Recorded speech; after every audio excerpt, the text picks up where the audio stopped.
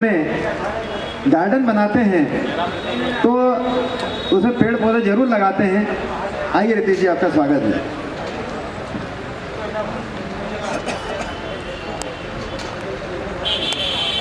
Construction और property expo 2024 में आप सभी का स्वागत है। और आज हमारे बीच हैं श्री रितेश गोयल जी। रितेश गोयल जी बालाजी ग्रुप के संस्थापक हैं और बालाजी ग्रुप एक बड़ा ग्रुप है खंडवा का जो कई सारी कॉलोनियां डेवलप कर रहा है। और बालाजी ग्रुप की ओर से शेगांव माखन के दिव्य बालाजी नगर में जो 84 फीट ऊंची बालाजी की प्रतिमा का संस्थापन किया जा रहा है वो एक अद्वितीय कार्य है। और रितेश जी का कहना है कि उससे खंडवा में पर्यटन को भी बढ़ावा मिलेगा। धार्मिक भक्ति तो बढ़ेगी ही, धार्मिक भावना तो बढ़ेगी ही, पर साथ में पर्यटन को भी बढ़ावा मिलेगा। और आप सब जानते हैं कि धार्मिक पर्यटन आजकल की सरकारों का एक प्रमुख आकर्षण का केंद्र बना हुआ है।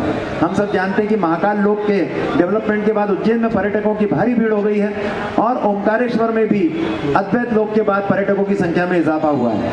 उसी को आगे बढ़ाते हुए रितेश भाई दिव्य बालाजी नगर में बालाजी की मूर्ति के माध्यम से धार्मिक पर्यटन का एक नया सूत्रपात करने जा रहे हैं। आज रितेश जी हमारे बीच है। रितेश जी, पहले तो ये बताएं कि बालाजी ग्रुप जो है वो कहां पर काम कर रहा है, कौन कौन से प्रोजेक्ट आप खंडवा के लिए दे रहे हैं? बालाजी ग्रुप खंडवा में लगभग हर वो प्राइम लोकेशन में काम कर रहा है जहाँ पे एक अच्छी कॉलोनी की आवश्यकता थी या हमारा उद्देश्य कॉलोनी बनाने का एक विजन है। हमारी हर कॉलोनी का एक उद्देश्य है जी। जैसे आपने शेगांव माखन बोला, किसी समय मैंने जब वहाँ पे प्रोजेक्ट चालू करा था और जो गेट खोले थे उससे लोगों को हंसते थे कि यार इतनी दूर आकर के और आपकी सोच क्या है। इसी बालाजी धाम पे जब मैंने प्रोजेक्ट चालू करा तो इंदौर रोड पे मेरे दोनों बड़े प्रोजेक्ट हैं और आनंद नगर में हैं 2 बड़े प्रोजेक्ट जी। इसी तरह अभी हमने एक खार में काटा है। खार क्योंकि हमारा पैतृक शहर रहा है, कभी हमारा व्यवसाय का कर रहा था जी, तो खार कला में काटी एक प्रोजेक्ट। एक पंदाना में भी चालू है, वो भी कंप्लीट होने पे उसका आवास मेला हमने रखा 70 को। और एक प्रोजेक्ट काटा हमने देसगांव में जी। देसगांव में बालाजी बिजनेस पार्क लेकर के आए हैं।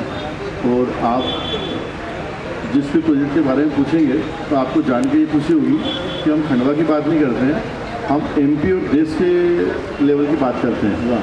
क्योंकि हमारे कुछ विज़न है अपना, देसगांव में क्यों काटी है और कहाँ किस प्रोजेक्ट के बारे में आप जानना चाहते हैं? बिल्कुल बिल्कुल जानना चाहेंगे। सबसे पहले तो दिव्य बालाजी नगर के बारे में रितेश भाई आपसे जानना चाहूँगा, क्योंकि बालाजी की मूर्ति जो पूरे देश की सबसे बड़ी मूर्ति बनने वाली है उसके बारे में हमारे सभी दर्शकों को आप बताइएगा कि दिव्य बालाजी नगर में बालाजी की मूर्ति किस तरह से स्थापित हो रही है।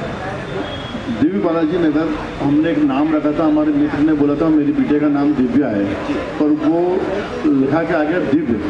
तो प्रभु का वहाँ आना था तो इसको बोलते हैं योग और संयोग, तो वो हकीकत में जगह दिव्य हो गई है। और दिव्य बालाजी में जो 81 फुट की मूर्ति हम स्थापित कर रहे हैं वो भारत में नहीं एशिया की सबसे बड़ी मूर्ति है। तिरुपति बालाजी भगवान की इससे बड़ी मूर्ति सिर्फ अफ्रीका में है वर्ल्ड में, तो वर्ल्ड की सेकेंड है, एशिया की फर्स्ट है।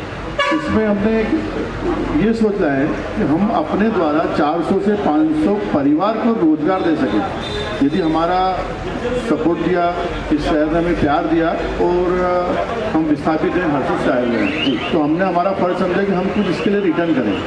तो पहले मूर्ति की परिकल्पना करी, उसके बाद मूर्ति से हमें ऐसा लगा कि बहुत सी जगह बड़े बड़े स्टैचू बने हैं बट वहाँ लोग कैसे आएंगे। तो जो आपने अभी बोला कि धर्म के साथ पर्यटन, तो धर्म के साथ पर्यटन जोड़ने के लिए हमने मूर्ति के साथ में वहाँ पे उसमें लिफ्ट की सुविधा दी है।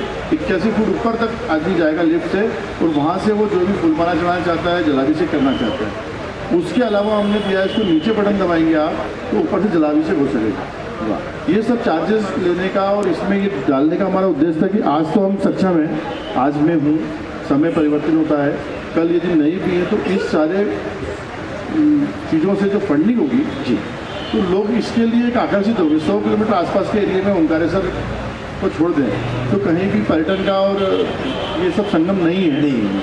तो इंदौर से इमेजिंग हमने करी शेगांव माखन इसलिए करी है कि मैं उससे ज़्यादा पैसे खंडवा में कमा सकता था उस प्रोडक्ट डाल करके।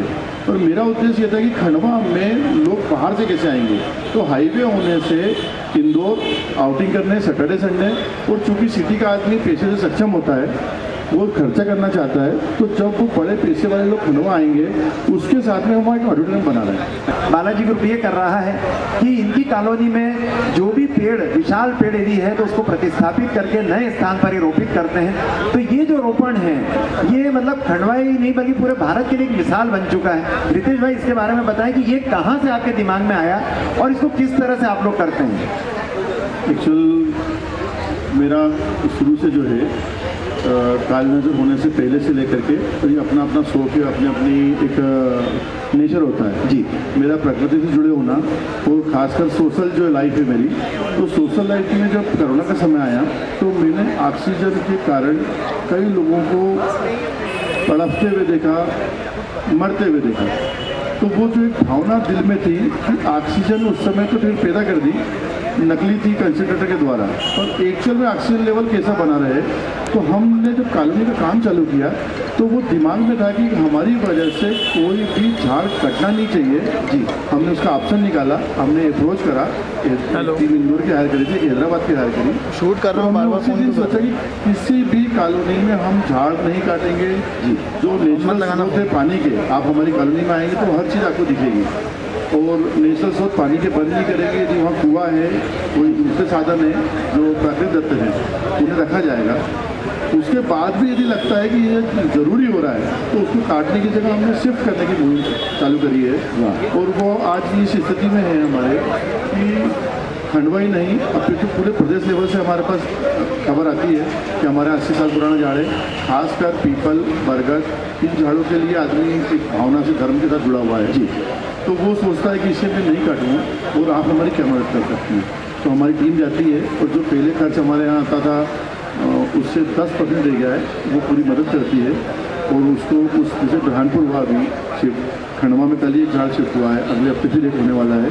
और आपके माध्यम से मैं बोलना चाहूँगा कि एक झाड़ को लगाने और बढ़ाने में मेरी पर्सनल सोच है कि 100 में से 5 झाड़ मुश्किल से पनप पाते हैं जो अपन वृक्षारोपण करते हैं जी।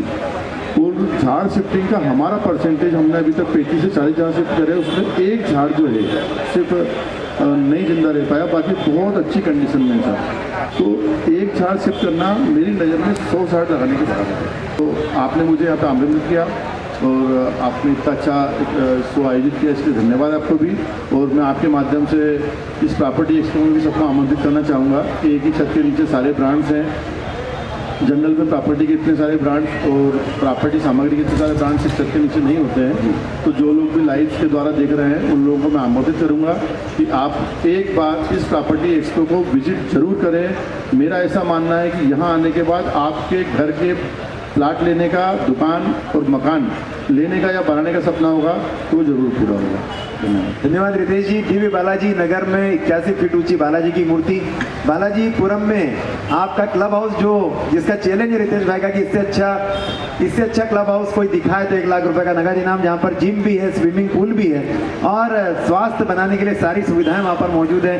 किसी को मेंबरशिप नहीं देते रितेश भाई, जो वहाँ पर जाएगा आराम से उसका आनंद लें, अपना स्वास्थ्य बनाए। और इसके अलावा जितनी कॉलोनियाँ हैं सब में अलग अलग प्रकार के आकर्षण है, कोई भी समानता नहीं है 2 कॉलोनीज में। बहुत ही उत्तम प्रयास खंडवा के पर्यावरण को, खंडवा के कॉलोनी के व्यवसाय को दिशा देने का रितेश भाई कर रहे हैं। आपका बहुत बहुत धन्यवाद। नमस्कार।